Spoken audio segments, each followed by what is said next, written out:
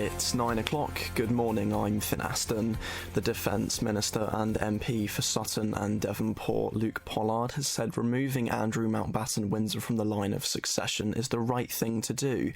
The King's brother remains 8th in line to the throne, despite having been stripped of his royal titles last year over pressure of his links to Jeffrey Epstein.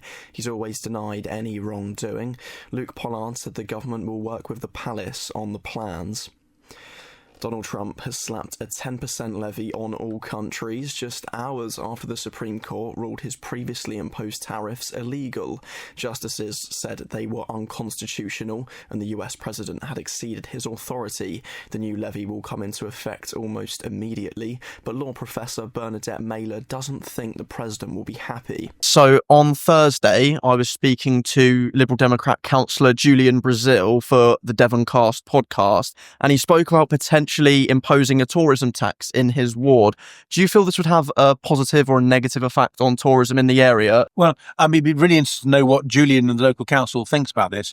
My guess is that because the last Conservative government so badly underfunded councils and the new government is failing to turn that around, the other question is what service would be cut? Housing is, of course, a bit of a controversial issue in many places of the country, but what are your opinions as the leader of this department on the tensions between students and residents in the city of Exeter, and what could be done to resolve these sort of tensions? Well, the tensions you speak of, I think the narrative about the tensions is overplayed a little bit, in my view. In Exeter, when I spoke to some students on campus, not all of them, but some of them spoke about perhaps feeling a divide between students and locals. They feel they really do enjoy living in Exeter, but they do feel a lot of differences with the locals that live here. Do you feel that sort of divide is evident in Exeter? Is it visible, say, when you're walking down the high street to see who may be a student, who may be someone who's lived next to their whole lives? I would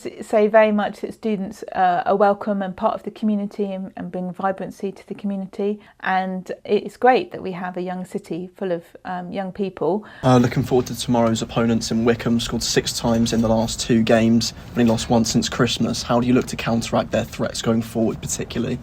Yeah, I think they're a really well-coached team.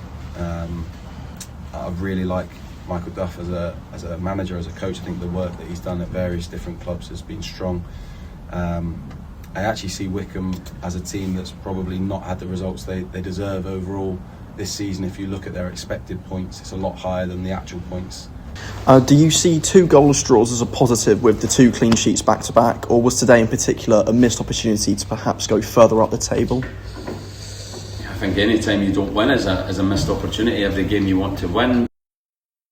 It's Finlay Aston and Ben Dunkley on Xpression FM's Radio Exe takeover. So a big part of keeping our student station great is the alumni that come back to help out after they graduate and have gone on to do some amazing things themselves. In February, we'll be celebrating our 50th anniversary of Xpression, or University Radio Exeter as we used to be called, where we'll be looking back on all that we've achieved as a station.